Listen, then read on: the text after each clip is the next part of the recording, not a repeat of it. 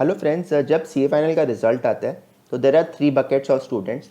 एक होते हैं रैंक होल्डर्स, दूसरे होते हैं CAs in the first attempt and CAs in multiple attempts. तो जहाँ रैंक होल्डर्स होते हैं तो रैंक होल्डर्स के लिए कुछ specific exclusive rank holder event सी होते हैं। सो फॉर एग्जांपल जो F M C G companies है like H U L, P N G, Marico, ये लोग रैंक होल्डर्स की लिस्ट को इनवाइट करते हैं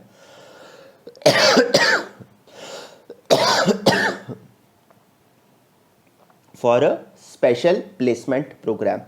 सिमिलरली मैकिन्जी या बीसीजी रैंक होल्डर्स को इनवाइट करती है फॉर कि अगर वो एज अ मैनेजमेंट कंसल्टेंट उन लोग को ज्वाइन कर लें। There are leadership programmes like Aditya Birla group, finance leadership programmes, Airtel etcetera, जो रैंक होल्डर्स को स्पेसिफिक इनवाइट करती हैं। फिर अगर आप विप्रो या बिग फोर वगैरह ऐसा रैंक होल्डर ज्वाइन करते हो तो आपको प्रॉबेबली थोड़ा सा एक्स्ट्रा सैलरी मिलता है। सब्सिक्वेंटली भी हमेशा जब भी आप कहीं पर भी अपने आप को प्रेजेंट करेंगे तो रैंक होने से कुछ कुछ एडवांटेज होता है। जैसे ऑनेस्टली स्पीकिंग, ये मेरा भी मान लीजिए, मेरा तो तुक्का से आया, बट मेरा all India 25th rank inter में आया, all India 22nd rank final में आया। तो आज भी उसको आप कहीं ना कहीं लेवरेज कर सकते हैं। एमबीए जब करने जाएंगे तो आपके सीवी में जब लिखा रहेगा as a ranker in CA, तो ऑलरेडी एक क्रीम डिला क्रीम क्राउड होता है सीएस का, उसमें भी एक सेगमेंट है रैंक होल्डर्स का। अगर आप उस सेगमेंट का पार्ट है तो people want to listen to you for some time, तो आपको 60 सेकेंड्स का एलिवेटर पिच देने का मौका मिलता है। तो ये तो ठीक है, चलिए रैंक का एडवांटेज है, बट रैंक का थोड़ा कई बार सोर्स ऑफ फ्रस्ट्रेशन भी हो जाता है। बिकॉज ये जितना भी मैंने आपको McKinsey, BCG, Aditya Birla group, finance leadership programme, ये सब के बारे में बताया, H U L, P N G, ये सब 2-2, 3-3, 4-4 जन को ही लेते हैं। रैंक होल्डर्स होते हैं 125, 150। तो जो रैंक होल्डर्स ये सब प्रीमियम प्रोग्राम्स में नहीं जा पाते हैं, उसके बाद आप मान लीजिए अगर बिग फोर में आपको स्टैट ऑडिट ही करना है तो कई बार फिर आपको लगता है कि जब मेरे को स्टैट ऑडिट ही करना था तो मेरा रैंक होल्डर होने से क्या फ़ायदा। पढ़ाई में बहुत अच्छा होने से एक डिसएडवांटेज होता है कि लोग दुनियादारी उतना अच्छा नहीं समझते हैं। दुनियादारी नहीं समझने से फिर वो मैनेजर के साथ कैसे इक्वेशन बैठाना है, कलीग के साथ कैसे इक्वेशन बैठाना है, उतना अच्छा नहीं होता। और अंदर में थोड़ा सा ताव रहता है कि भाई चल मैं तो रैंक होल्डर हूँ, मैं क्यों झुकूँ, मैं क्यों तेल लगाऊँ। कॉर्पोरेट वर्ल्ड में वही ज़्यादा इंपॉर्टेंट होता है कि कौन कितना चाट सकता है, कौन कितना तेल लगा सकता है। देखिए ऑनेस्टली स्पीकिंग, हाँ, तो कहीं ना कहीं आपको रैंक होल्डर होने से नुकसान भी है, क्योंकि अगर आप उसको कस्टमाइज अपने आप को नहीं कर सकते as per the real world का जो रिक्वायरमेंट्स है। तो अब बात करते हैं कि अगर रैंक होल्डर बनना अच्छा है, डेफिनेटली एडवांटेज है, तो क्या इसके लिए कुछ स्पेसिफिकली मैं अलग कर सकता हूँ कि सर मैं तो चाहता हूँ कि मैं रैंक होल्डर बन जाऊँ।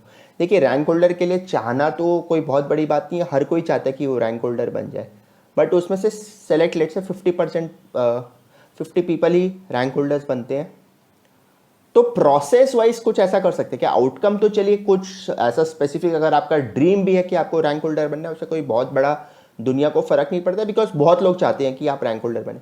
As far as the process is concern, तो इसमें क्या होता है कि एक तो फॉर श्योर है कि हाँ, आईसीआई का अगर आप स्टडी मटेरियल पे ऊपर फोकस करते हैं, प्रैक्टिस मैनुअल, आरटीपी पूरा ढंग से पढ़ते हैं, जितना मैंने समझा रैंक होल्डर से बात करके कि भाई इंस्टीट्यूट अपना ही स्टडी मटेरियल को सैक्रोसैंक्ट मानता है। अगर आप उसको पूरा प्रॉपरली पढ़ते हैं, कोट करते हैं उसको एग्जाम में, दे लाइक इट। बिकॉज जो मॉडल स्कीम होता है इवैल्यूएशन का, वो भी पूरा स्टडी मटेरियल के ऊपर बेसिस होता है।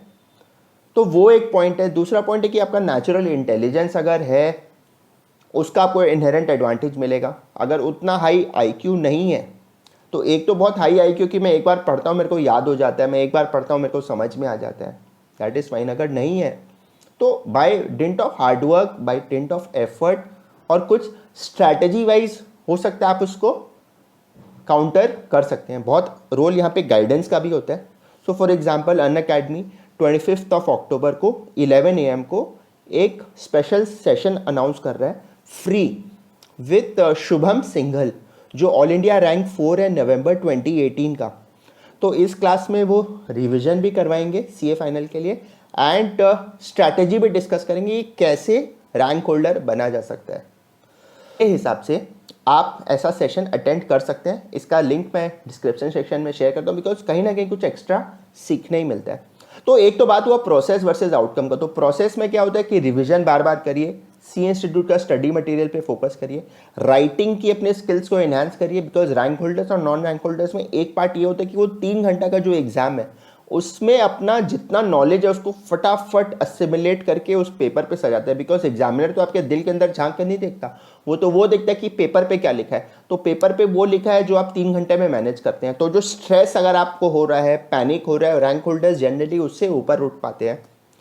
उनका प्रेजेंटेशन स्किल्स बहुत बेटर होता है, बिकॉज जो भी एक सपोज एक केस सिचुएशन है उसमें क्या क्या केस लॉज लगेगा, कैसे उसको एनालाइज करेंगे, issues, problems, possible solutions, my recommendation, alternative solutions, structure तरीके से वो लोग सोच सकते हैं, उसको आर्टिकुलेट कर सकते हैं। न्यूमेरिकल्स में एक्यूरेसी बेटर होता होगा, बिकॉज रैंक आने में क्या होता है, एक दो सब्जेक्ट में 80-90 आ गया तो आपका रैंक आने का प्रोबेबिलिटी बहुत हाई हो जाता है। कई लोग इसको एट्रीब्यूट करते हैं कोचिंग सेंटर्स के साथ, डेफिनेटली नहीं। कोचिंग सेंटर्स के साथ एट्रीब्यूशन बायस है ये। कोई रैंक होल्डर इसलिए प्रॉबेबली नहीं होता है कि वो एक रैंक के लिए एक इंस्टीट्यूट में गया, इंस्टीट्यूट ने उसमें एक चादर चढ़ा दी, उसके ऊपर एक कोटिंग दे दी, मैजिक तिलक लगा दिया और उसका रैंक हो गया।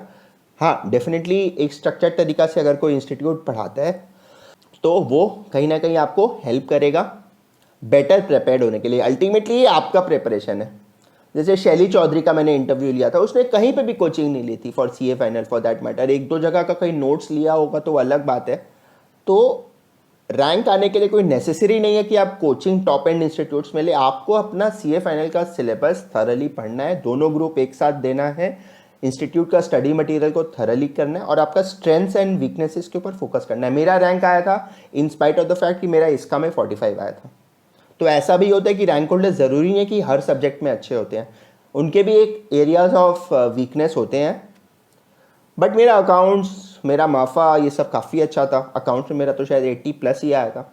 तो उस हिसाब से आपको समझना पड़ेगा कि रैंक आने के लिए मेरे को क्या क्या ऐसा कर सकता हूँ। अगर वो रियलिस्टिक है कि नहीं उसके बारे में सोच के तो कोई फ़ायदा भी नहीं है। प्रोसेस पे आपको फोकस करना है। रैंक आ गया तो बहुत अच्छा, नहीं आया है तो कोई बात नहीं, फर्स्ट अटैम्प्ट में क्लियर करिए। फर्स्ट अटैम्प्ट नहीं होता है तो सेकंड अटैम्प्ट में क्लियर करिए, नहीं होता है तो थर्ड में करिए। बिकॉज हर डिफरेंट कैटेगरीज के लिए डिफरेंट डिफरेंट करियर पाथ्स है। ऐसा तो है नहीं कि आप मान लीजिए 5 अटैम्प्ट में क्लियर करते हैं तो आपका करियर में कुछ होगा नहीं, बिकॉज आप प्रैक्टिस में बहुत अच्छा कर सकते हैं। आपको फर्स्ट जॉब में कोई एक ब्रेक दे देता है, उसके बाद आपके ऊपर है। आपका पीपल स्किल्स इतना अच्छा है, आप वहाँ का इन्वायरमेंट को इतना अच्छा मैनेज कर सकते हैं, आप वहाँ पे ग्रो कर सकते हैं। तो बहुत सारे डिफरेंट पाथ्स एंड वेज है। तो पहले तो ये स्ट्रेस हटा दीजिएगा कि रैंक नहीं आया तो पता नहीं क्या होगा, वो बहुत ही बोगस पॉइंट है। रैंक आ गया तो बहुत अच्छा, नहीं आया तो कोई बात नहीं। इस एटीट्यूड के साथ आप अपना फाइनल का एग्जाम दीजिए और देखिए रैंक प्रॉबेबली आ ही जाएगा। Thank you so much, all the best, bye bye.